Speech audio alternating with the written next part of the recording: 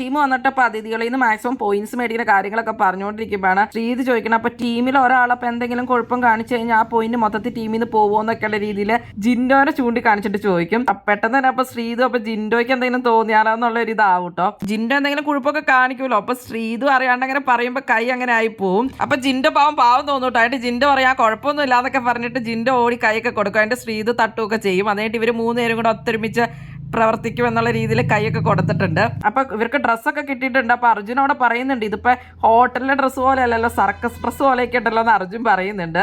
അങ്ങനത്തെ ഒരു ഡ്രസ്സൊക്കെയാണ് ഇവർക്ക് കിട്ടിയിരിക്കുന്നത്. ജിൻഡോയ്ക്കായിട്ട് അർജുൻ ഡ്രസ്സൊക്കെ കെട്ടിക്കൊടുക്കുകയൊക്കെ ചെയ്യുന്നുണ്ട്. അതുപോലെ തന്നെ അർജുനും ജിൻഡോയും തിരിച്ച് ചെയ്തൊക്കെ കൊടുക്കുന്നുണ്ട്. അങ്ങനെ വലിയ ഒത്തൊരുമയിലാണ് ഇപ്പൊ നിൽക്കുന്നത്. അതുപോലെ തന്നെ ശ്രീധുവിനും കെട്ടിക്കൊടുക്കുകയൊക്കെ ചെയ്യുന്നുണ്ട്.